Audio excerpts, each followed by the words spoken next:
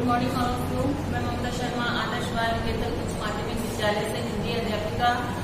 आज हम अपनी पाठ्य पुस्तक क्षितिज भाग 1 के पाठ 1 का अध्ययन कर रहे थे, जिसका नाम है सूरदास। हमने इसके एक भाग का अध्ययन कर लिया था। आज हम इसके दूसरे भाग का अध्ययन कर रहे हैं। तो सभी बच्चे अपनी बुक और पेंसिल निकाल लीजिए ताकि हम उन महत्वपूर्ण बिंदुओं को रेखांकित कर सके जो हमारी परीक्षा की दृष्टि से उपयोगी हैं। चलिए शुरू करते हैं। संदेशनी मधुबन कूप भरे कि इसमें जो गोपियां हैं वो कृष्ण को संबोधित करते हुए कह रही हैं कि संदेशनी मधुबन कूप भरे। मधुबन यानी मथुरा की हमने जो संदेश भेजे थे उससे लगता है कि जो मथुरा के जो सारे कुएं हैं वो उससे भर गए हैं। इससे जो गोपियों ने श्री कृष्ण को जो संदेश भेजे थे उनसे लगता है कि उनसे मथुरा के सारे कुएं भर गए हैं। अपने तो पठवत नहीं मोहन हमरे फिरे न फिरे। इसमें गोपियां श्री कृष्ण को उद्धव को संबोधित करते हुए कह रहे हैं कि श्री कृष्ण ने अपने तो जो संदेश वाहक है उनको तो भेजा नहीं, अपने तो पठवत नहीं मोहन।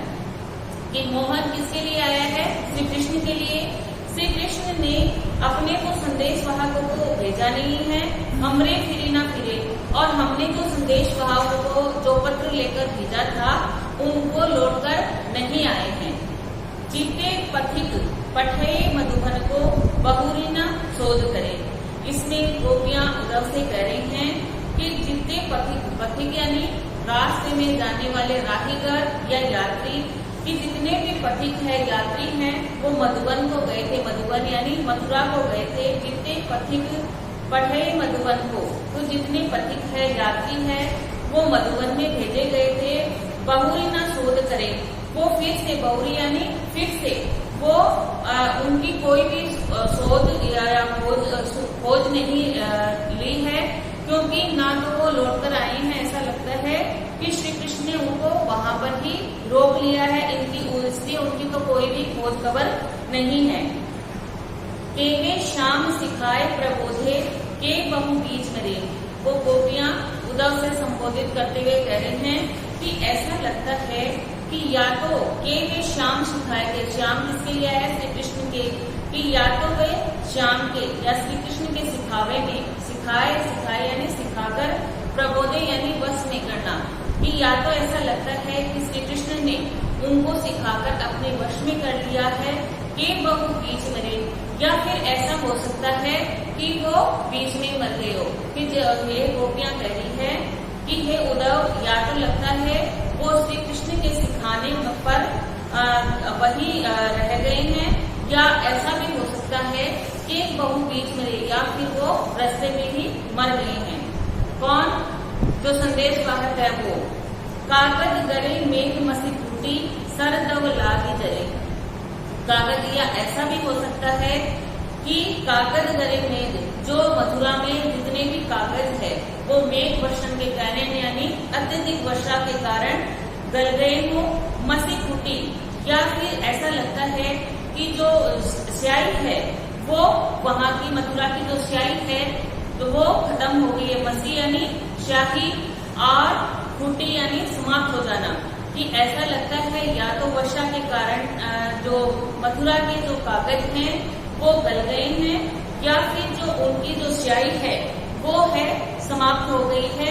सरदब लागी जरे, या फिर ऐसा भी हो सकता है कि जो वहां की जो दवाग्नि है, जंगल की जो आग है, जो कलम है जो सरकंडे की बनी होती है, जो काम आती है, वो ऐसा लगता है कि वो सरकंडे ही अग्नि में जलकर भस्म हो गए हो। सेवक सूर्य लिखन को आंधो पलक कपाट करे। और ऐसा भी हो सकता है कि जो श्री कृष्ण के जो सेवक है, दास है, नौकर है, जो उनके पत्रों का उत्तर लिखते हैं, या तो वो अंधे हैं। सेवक सूर्य लिखन को आंधो, कि सूरदास जी कह रहे हैं कि ऐसा भी हो सकता है कि जो श्री कृष्ण के पत्रों का उत्तर लिखने वाले जो सेवक है वो अंधे भी हो सकते हैं। पलक कपाट अरे, और उनकी जो नेत्रों के जो पलक रूपी किवाड़ है वो ही नहीं खुल पा रहे हो। ये नेत्रों को क्या बताया है? नेत्रों के पलक रूपी किवाड़ ये हमारे नेत्रों को क्या बताया है? जो नेत्र हैं वो क्या है? नेत्रों के पलक रूपी किवाड़ ही न खुल पा रहे हो। तो श्री कृष्ण उनको संबोधित करते हुए कह रहे हैं। विशाल,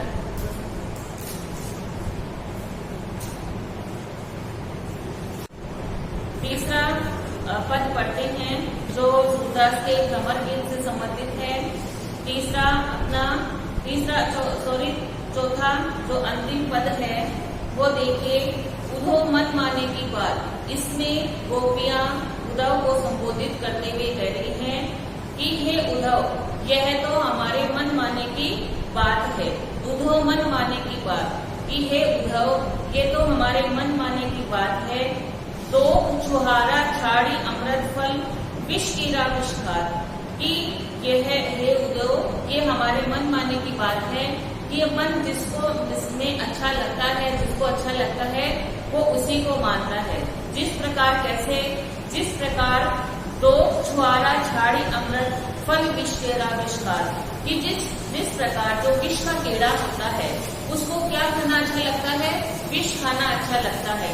अगर उसको कितने भी दाग दे दे, और दाग जो अंगूर जैसे अंगूर के बनते हैं, छुआरा जो एक प्रकार का जो मेवा होता है, उन सबको भी यदि दे दे खाने के लिए, तो ये सब इन अमृत फलों को छोड़कर क्या खाएगा? केवल विष ही खाएगा। इसलिए गोपियां कह रही है उद्धव को कि हे उद्धव, जिसको जो अच्छा लगता है वह उसी को पसंद करता है, उसी को वो खाता है। तो हमारे मन में श्री कृष्ण है, वो बस रहे हैं, इसलिए तुम हमें आगे से किसी भी प्रकार उनसे मन से निकालने की चेष्टा करो, हम उनको निकाल नहीं पाएंगे। कैसे? जो चकोर को देई कपूर को तजी अंगार अघात, कि जिस प्रकार जो चकोर पक्षी होता है वो क्या खाता है? अंगारे खाता है। लेकिन जो चकोर को देई कपूर, जो उसको अगर है ना, चकोर पक्षी को अगर कपूर जैसे शीतल पेय पदार्थ दे तब भी वो क्या करता है? तो तजी अंगार, तो वो इन सबका त्याग करता है और अंगारे ही खाता है। इसलिए गोपियां इनके माध्यम से यह बता रही हैं कि हमारे मन में श्री कृष्ण ही बसे हुए हैं, हम उनको किसी भी हालत में अपने को उनसे विलग नहीं कर सकते। मधुप करत घर फोरी काठ में बंधत कमल के पार, किस प्रकार?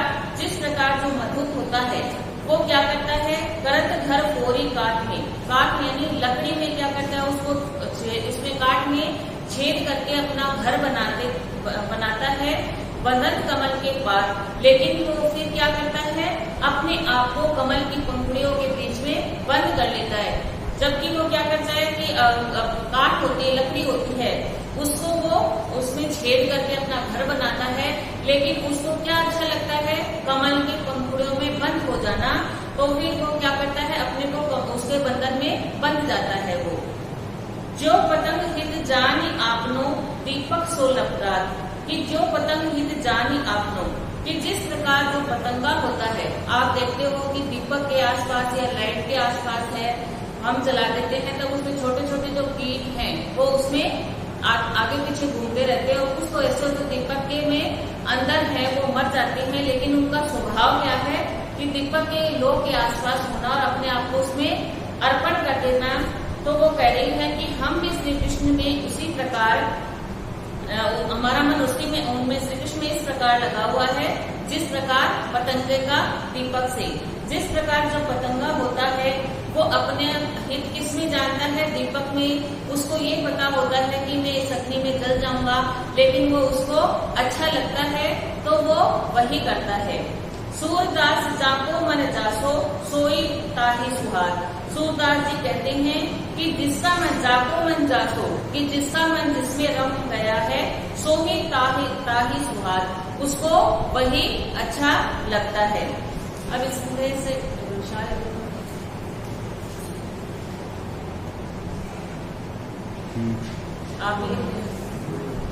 आपने जो अभी तीसरा और चौथा जो पैराग्राफ पढ़ा है, इसमें जो महत्वपूर्ण बिंदु हैं, जो विशेष में हम लिखते हैं, वो पहला लिखेंगे आप, इसमें गोपियों के आक्रोश और का व्यंग्य का उद्घाटन हुआ है कि गोपियों के आक्रोश और व्यंग्य का उद्घाटन हुआ है।